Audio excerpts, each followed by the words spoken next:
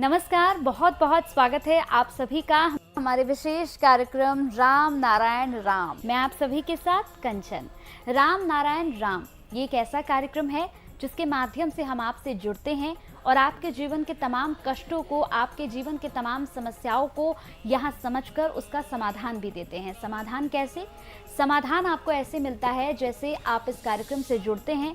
इस कार्यक्रम से जुड़ने के बाद आप इस कार्यक्रम की तमाम ज्ञान की बातों को अपने जीवन में उतारते हैं और खुद ब खुद आपको लगेगा कि उन बातों को अपने जीवन में उतारने के बाद आपके जीवन के सभी कष्ट दूर हो गए।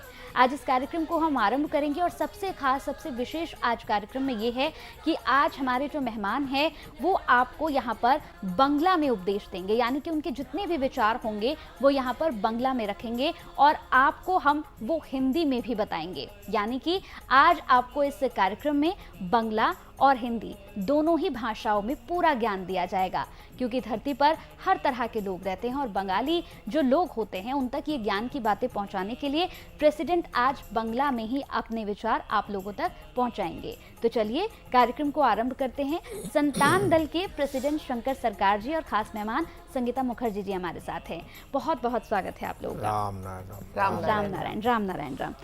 प्रेसिडेंट जी, जैसे कि आज कार्यक्रम हमारे लिए बहुत विशेष होने जा रहा है, क्योंकि आज आप सभी दर्शकों को बंगला में अपने विचार, अपने उपदेश यहाँ पर देने जा रहे हैं, क्योंकि लोगों की ये यहाँ पर खास डिमांड थी कि आप बंगला में उन्हें अपने उपदेश दें।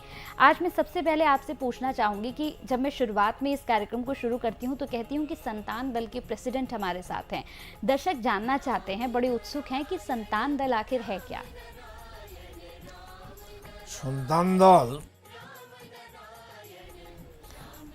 श्री श्री महागुरु बालब्रह्मचारी सृष्टि एक आध्यात्मिक संगठन, स्पिरिचुअल संगठन।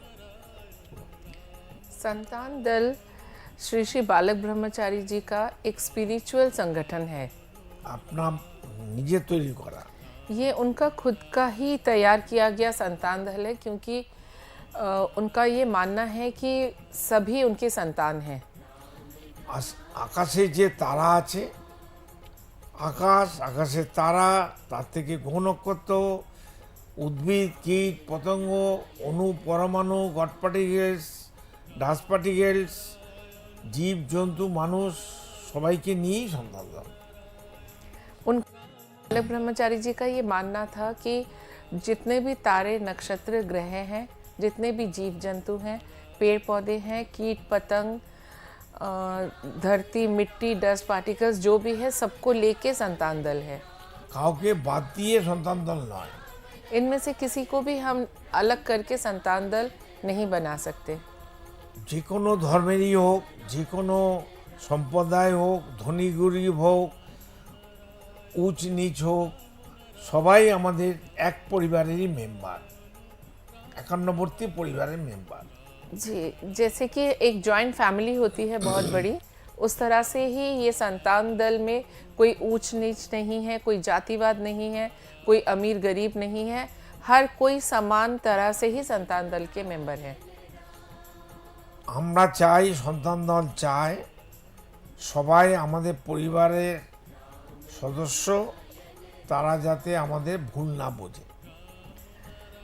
संतान दल की तरफ से प्रेसिडेंट का ये कहना है कि कोई भी हमारे सदस्य जो भी हमारे परिवार से जुड़े हुए हैं वो कोई भी हमें गलत ना समझे। আমরা বালব্রহ্মচারী আজ্ঞাবাহক, हम लोग सिर्फ बालक ब्रह्मचारी जी की जो उनकी विचारधारा है और जो भी लाइफ के वो नियम से हमको चलाना चाहते थे, हम उसी को आगे लेके जाना चाह रहे हैं। বালব্রহ্মচারী এই পৃথিবীতে এসেছেন, কিন্তু দেহটা তার মারপেটে ছিল, আত্মাটা, চৈতন্যটা তিনি তার মারপেটে ছিলেন না। তিনি জন্মের পরে এসে ঢুকেছেন গৌরাঙ্গ মহাপ্রভুর দেহের মধ্যে 500 বছর পর। अच्छा, बालक ब्रह्मचारी जी के जो जन्म की कथा ये बता रहे हैं प्रेसिडेंट कि बालक ब्रह्मचारी जी का जन्म नॉर्मल तरीके से नहीं हुआ। जब वो अपने माता के कोख में थे तब उनके प्राण उस टाइम जो है गौरंग महाप्रभु जी का था, जिसने हरे कृष्ण हरे राम কীর্তন কর্তন করিয়েছে। जी, जो हरे राम हरे कृष्ण का कीर्तन जो सब लोग जानते होंगे गौरंग महाप्रभु को, तो उनका था, लेकिन उसके बाद उन्होंने बाद में बालक ब्रह्मचारी जी ने अपने शरीर में आगमन किया। 22 দিন বাদ গৌরাঙ্গ মহাপ্রভু বাঁ দিকের কান দিয়ে চলে গেল, ডান দিকে কান দিয়ে স্বয়ং রাম বালব্রহ্মজি এসে ঢুকলো স্বয়ং মহাকাশ। जब उस शिशु की उम्र सिर्फ 22 दिन की थी, उसके बाद जो उनके बाएं कान से जो है गौरंग महाप्रभु जी निकल निकल गए। गए और उनके दाहिने कान से श्री श्री बालक ब्रह्मचारी जी बिल्कुल महाआकाश के रूप में उन्होंने आगमन किया शरीर में। যিনি ঈশ্বর স্রষ্টা, যিনি সর্বশক্তিমান, তিনি কখনো মা বাবার সিস্টেমের মধ্যে দিয়ে জন্ম নিতে পারেন না। प्रेसिडेंट का कहना है कि जो महापुरुष होते हैं, जो महाआकाश से उन्होंने जन्म लिया है या महाआकाश का ही से ही आए हैं, तो वो कभी भी नॉर्मल तरीके से लाइक बॉडी के अंदर से नहीं जन्म लेते। इंसान का खून से नहीं आता है। जी, তারপরে তিনি 3.5 বছর বয়স থেকে এই বেদের কথা বলতে শুরু করেন। जब उनकी उम्र सिर्फ 3.5 साल की थी, श्री श्री बालक ब्रह्मचारी जी की, उन्होंने तब से ही वेद प्रचार का काम शुरू कर दिया था। ওনার প্রথম শিষ্য মানে তার ভক্ত ছিল মনাই ফকির। তখন তার বয়স, মনাই ফকিরের বয়স 180 বছর, 78 বছর। इनके जब वो 3.5 साल की उम्र में उन्होंने वेद प्रचार शुरू किया, तो उनके सबसे पहले भक्त थे मनाई ब्रह्मचारी। ভক্ত এবং শিষ্য, उनके पहले शिष्य और भक्त थे। দীক্ষিত শিষ্য। अच्छा, उस उम्र में उन्होंने दीक्षा दी थी। तो उनके दीक्षा दिए हुए जो सबसे पहले शिष्य थे, उनकी उम्र थी 178 साल। মনাই ফকির চিটাগাঙে চট্টগ্রাম পাহাড় থেকে রাত্রিরে অনিমার মাধ্যমে চলে এসেছিলেন, মানে অদৃশ্য হয়ে এসে বডি ভ্রম করেছে, দেহ ধারণ করেছে মনাই ফকির। अच्छा, ये जो इनके सबसे पहले शिष्य का जिक्र किया है प्रेसिडेंट ने, मनाई फकीर, तो वो जो अभी बांग्लादेश है चिटागांव, वहाँ से उन्होंने अदृश्य होके वहाँ से यहाँ आके फिर यहाँ आके अपना शरीर ग्रहण किया था। বডি ভ্যানিশ করে দিয়ে আবার বডি ভ্রম করে বালব্রহ্মজির সামনে এসছে। তখন বালব্রহ্মজিকে বাচ্চা দেখছে, তখন মনাই ফকিরের কনফিউশন হয়ে গেছিল, দ্বন্দ্ব এসেছিল, এই বাচ্চাটা কি করে হবে বলো। जब वो अदृश्य होके और यहाँ जब उनके सामने प्रकट हुए, तो उन्होंने बालक ब्रह्मचारी जी को देखा कि ये तो केवल एक बालक है, बहुत ही छोटे से बालक हैं। तो वो थोड़ा सा अचंभे में आ गए कि ये इतने छोटे बालक के लिए मैं इतनी दूर से अदृश्य होके आया हूँ, तो क्या बात है। बाद में বালব্রহ্মজি নিজের রূপ দেখালো। उसके बाद बालक मनाई ब्रह्मचारी फकीर जी ने मनाई फकीर को अपना असली रूप दिखाया। তখন মনাই ফকির তাকে আল্লাহ আল্লাহ করে তার দুই পায়ে পড়ে গেল। अच्छा, तो की रूप দেখিয়েছিলেন উনি? সেটা তো মনাই ফকিরেরাও জানে, অন্য কেউ জানতো না। সে ব্যাখ্যা করা যাবে না, ব্যাখ্যার ব্যাপার নয়, ব্যাখ্যা কা বাদ নিয়ে वो ऐसाई स्पिरिचुअल साइंस है যে এটা বোঝাবার, মানুষকে জানাবার মতো একটা আলো বডি ভ্রম করলো, আবার ভ্যানিশ হয়ে গেল। तो जब मनाई फकीर ने देखा कि ये तो बहुत ही छोटे से बालक हैं, तो थोड़ा सा उनके मन में द्वंद्व चल रहा था। लेकिन जब बालक ब्रह्मचारी जी ने अपना असीम विराट रूप उन्हें दिखाया, एक बहुत ही अलौकिक एक वातावरण तैयार हो गया। आलोक का एक गति, हाँ, एक स्पीड, एक अलौकिक और एक अलौकिक उनका जो गति। उनका ऑरा पूरा जब उन्होंने अपना प्रकट किया, तो तब वो बिल्कुल उनके पैर में पड़ गए कि अल्लाह अल्लाह कह के पूरा खुद को सरेंडर कर दिया। তারপরে মনাই ফকিরকে দীক্ষা দিল। মনাই ফকিরের চাওয়া অনুযায়ী, চাহিদা অনুযায়ী, এবং বলল আমার আজ্ঞাচক্রটা ফুটিয়ে দাও। বাঙাল ভাষা বলছে আজ্ঞাচক্রটা ফুটিয়ে দাও। जब उन्होंने फिर उनको बहुत इंसिस्ट करा कि नहीं, मैं आपसे ही दीक्षा लूँगा, तो फिर उस उम्र में उन्होंने मनाई फ़कीर को दीक्षा दिया। और मनाई फ़कीर ने उनसे कहा कि आप जो है मेरी थर्ड आई, तीसरी नेत्र खोलने, आज्ञा चक्र जो होता है यहाँ पे, आप उसको खोल दीजिए। उसको खोलने के लिए मेरे को आशीर्वाद दीजिए। তখন বালক ব্রহ্মচারীর বয়স 5 বছর 7 মাস। अच्छा, उस टाइम बालक ब्रह्मचारी जी की उम्र सिर्फ 5 साल और 7 महीने ही थी। মনাই ফকির का उम्र था, বয়স ছিল 178 বছর। हाँ, और उनकी जो मनई फ़कीर का जिक्र हम कर रहे हैं, उनकी उम्र थी 178 साल। মনাই ফকিরই বংশধর আত্তাউদ্দিন খাঁ, আলাউদ্দিন খাঁ, তারপরে যত মহা শিল্পীরা ছিল বিরাট বিরাট, তারাই ওর শিষ্যত্ব গ্রহণ করেছে, যার টিভিতে আমরা দেখাই, এমনকি ইয়ে পর্যন্ত মোহাম্মদ রফি পর্যন্ত। जी, उनके ही वंशज हैं अलाउद्दीन जी, जिनका जिक्र अभी प्रेसिडेंट ने किया। वो सब बालक ब्रह्मचारी जी के ही शिष्य हैं, और जो मोहम्मद रफ़ी जी सब जानते हैं, बहुत बड़े गायक যত हैं। ওস্তাদ ছিল, শিল্পী ছিল, আত্তাউদ্দিন খাঁ, আলাউদ্দিন খাঁ, নাম নাম আমার সব মনে নেই, ছবিতে আছে, ওরাই একই বংশধর, তারাও এসে দীক্ষা নিয়েছে। वो उन्हीं के वंश से हैं। उन्होंने सबने आके बालक ब्रह्मचारी जी से, जितने भी बड़े बड़े फनकार उस যারা टाइम पे সারা थे, পৃথিবী বিখ্যাত, पूरे जितना भी पूरे विश्व ख्याति प्राप्त जितने भी कलाकार थे बड़े बड़े, सब लोगों ने इनसे आके दीक्षा ग्रहण की है। তারপর বালক ব্রহ্মচারীকে বলল মনাই ফকির যে আপনি ওই আল্লাহরে আল্লাহরে গানটা আমাকে শোনান। তখন উনি আল্লাহরে আল্লাহরে বলে একটা গান বালক ব্রহ্মচারী মনাই ফকিরকে শোনায়।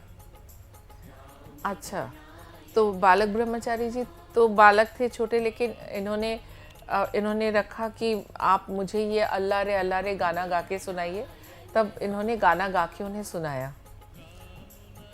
वो गाना हम लोग को भी सुना है, गुरु बालक ब्रह्मचारी जी महागुरु हम लोग को भी सुनाया था, हमारे पास रिकॉर्ड भी है, अभी भी वो रिकॉर्डिंग है। अच्छा, তারপরে মনাই ফকিরকে আশীর্বাদ দেয় এবং সে চলে যায়। পুনরায় সে আসেনি, কারণ তখন তার বয়স 178 বছর, 182 বছর বয়সে মারা গেছে। अच्छा, तो उनसे दीक्षा ग्रहण करने के बाद उन्होंने वापस अपने जहाँ से वो आए थे चिटागांव, वहाँ प्रस्थान किया। पर उसके बाद वो फिर कभी मिलने नहीं आ पाए, क्योंकि 182 साल की उम्र में उनका देहांत हो चुका था। হাওয়াতে এসছে, হাওয়াতেই চলে গেছে। वो जिस तरह से बिल्कुल अदृश्य होके आए थे और इनके सामने प्रकट हुए, और उसी तरह से अदृश्य होके चले गए, और फिर जाके जहाँ उनका वासस्थान था वहाँ जाके प्रकट हुए। তো সন্তান দল সৃষ্টি হয়েছে 1965 সাল, রেজিস্ট্রেশন হয়েছে সরকারি নিয়ম অনুযায়ী 1966 সাল। ये जो संतान दल का निर्माण 1965 में हुआ था, और जो रजिस्ट्रेशन और जितने सोसाइटी भी एक्ट। सोसाइटी एक्ट के अंडर जो रजिस्ट्रेशन हुआ 1966 में हुआ। তারপর থেকেই বালক ব্রহ্মচারী এই সন্তান দল সৃষ্টি করলেন এবং তার বাহিনী তৈরি করলেন। সেই বাহিনী সমস্ত জায়গায় ঘরে ঘরে বেদ প্রচার করেছে তার সন্তানরা, শিষ্যরা। इसके बाद से जो संतान दल का निर्माण हुआ, उसके बाद से इन्होंने अपनी पूरी सेना तैयार करी, जिन्होंने घर घर जाके वेद प्रचार आरंभ किया। বালক ব্রহ্মচারী জীবনেও কারো কাছ থেকে দীক্ষা দিয়ে পয়সা নিতেন না, কোনো বস্তু নিতেন না, কোনো বস্ত্র নিতেন না।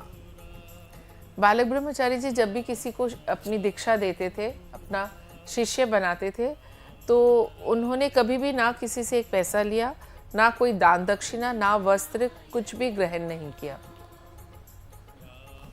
ওনার কাছে দীক্ষা নেওয়ার জন্য কোনো নিয়মকানুন ছিল না, কোনো সংস্কার ছিল না, কোনো জাতপাত ছিল না, কোনো ধর্ম ছিল না। बालक ब्रह्मचारी जी से दीक्षा लेने के लिए ना किसी को किसी धर्म के हिसाब से बंटवारा किया जाता था, ना किसी जाति के हिसाब से, अमीर हो गरीब हो, और ना कोई ऐसा कि हाँ बहुत नियम है, कोई इसको फॉलो करना है, या ऐसा कुछ भी नहीं था। कोई भी कोई नियम नहीं थी। कोई नियम फॉलो ही नहीं करना था। খিদে লেগেছে খাবে, ভোগ লাগায় খানা হয়, এসাই দীক্ষা है। जी, তারপরে বালক ব্রহ্মচারী আমাদের কাছে ছবি আছে, রেকর্ড আছে, তখন বাল্লভ ব্রহ্মচারী নেতাজি নিয়ে অনেক লেকচার ফেকচার দিতেন বিফোর ফ্রিডম, স্বাধীনতার আগে। जी, बिफोर फ्रीडम बालक ब्रह्मचारी जी नेताजी सुभाष चंद्र बोस के बारे में बहुत लोगों को बताते थे। अपने जो उनकी वेद प्रचार के में जो उनकी स्पीच वगैरह होती थी उनका काफ़ी उल्लेख रहता था उसमें। স্বাধীনতা সংগ্রামেও তিনি যোগদান করেছিলেন, মানুষকে উৎসাহিত করেছিলেন, উজ্জীবিত করেছিলেন, জ্ঞান দিয়েছিলেন, প্রেরণা দিয়েছিলেন, আশীর্বাদ দিয়েছিলেন। ये जो हमारा जो हम लोग ब्रिटिश के अंडर जो हम लोग थे, जो उसके बाद जो इंडिपेंडेंस के लिए जो फ्रीडम फाइटर्स की जो टीम थी या जितने भी लोग थे, सबको प्रेरणा इन्होंने बहुत दिया, उनको आगे बढ़ के जाके अपनी स्वतंत्रता लेने के लिए बहुत ही प्रोत्साहित किया। बाल्लभ ब्रह्मचारी का पिता का संपत्ति बेचे স্বাধীনতা সংগ্রামের কুমিল্লা ওখানকার যারা সংগ্রামী ছিল তাদের হাতে টাকা তুলে দিয়েছিল, তখনকার সময় 50,000 টাকা। बिफोर फ्रीडम 50,000 की बहुत ज़्यादा वैल्यू थी, तो उस टाइम बालक ब्रह्मचारी जी ने अपनी जो पैतृक उनकी संपत्ति थी उनको बेच के और वहाँ के कुमिल्ला के 1938 साल 1938 में, और वहाँ के जितने भी फ्रीडम फाइटर्स थे उनको सपोर्ट करने के लिए ये धनराशि उन्होंने उनको सौंप दी थी। নিজের জমি বেচে, अपना प्रॉपर्टी, अपना पिता, घर, पिता का प्रॉपर्टी बेचे, अपने जो पैतृक संपत्ति थी उसको बेचा था। जी, और ঘরের সবার সঙ্গে কনসাল্ট করেই এটা করেছে, সবার সঙ্গে আলোচনা করে মিটিং করেই করেছে। और ये ऐसा नहीं कि ये इनका अकेले का चिंतन था, इन्होंने ये अपने परिवार में ये रखा, ये तो उनके पूरे परिवार ने भी इसका साथ दिया उनका। जैसे हम संतान दल के बारे में आपसे सुन रहे हैं, संतान दल के बारे में कहने के लिए मुझे लगता है कि बहुत कम ही समय है। अगर हम बोलना शुरू करेंगे तो बहुत ज़्यादा समय इसके लिए चाहिए। हम अगले एपिसोड में भी ज़रूर इस पर बात करेंगे। फिलहाल दर्शकों से पूछ लेते हैं कि उन्हें एपिसोड कैसा लगा। आप कमेंट करके हमें ज़रूर बताइएगा, क्योंकि ये पूरा एपिसोड जो है वो विशेषकर आपके लिए बनाया गया है, ताकि अगर आप बंगाली हैं, आप बंगाली हैं, तो आपको ये कार्यक्रम, ये एपिसोड और अच्छी तरीके से समझ आए। संतान दल क्या है, संतान दल क्या कार्य कर रही है, आगे भी लगातार हम आपको बताते रहेंगे। बहुत बहुत धन्यवाद प्रेसिडेंट जी, आपका बहुत बहुत धन्यवाद मैम। राम नारायण राम नारायण राम। आप देख रहे हैं हमारा खास कार्यक्रम राम नारायण राम शंकर सरकार जी के साथ राम नारायण रामशाह। यह एक महाध्वनि और बीज मंत्र है। यह सभी समस्या का संपूर्ण समाधान है। आप लोग इन्हें अपना के देखिए मन और दिल में क्या प्राप्त हो रहा है। इस कार्यक्रम का विशेष उद्देश्य इसका प्रचार और प्रसार के साथ ही प्रत्येक मनुष्य की मुक्ति का मार्गदर्शन है, और यह आपके दिल की बात है। इस मार्ग पर पुण्य और मुक्ति निश्चित है। इस कार्यक्रम के माध्यम से संतान दल द्वारा चलाए जा रहे श्रेष्ठ सेवाओं से जुड़कर सबके कल्याण के लिए इस नए कार्य का हिस्सा बन सकते हैं, और वृद्धाश्रम, गौशाला, गरीब और वंचित बच्चों की शिक्षा का भी सहयोग और समर्थन कर सकते हैं। संतान दल सबका एक ही परिवार है। अकाउंट नेम संतान दल, account number 266505000657, IFSC code ICIC 000265। पूरी तरह जानने के लिए आप संस्था के फोन नंबर पर संपर्क कर सकते हैं। Phone number 6291342066, 9836073503। Email ID santandal1960@gmail.com।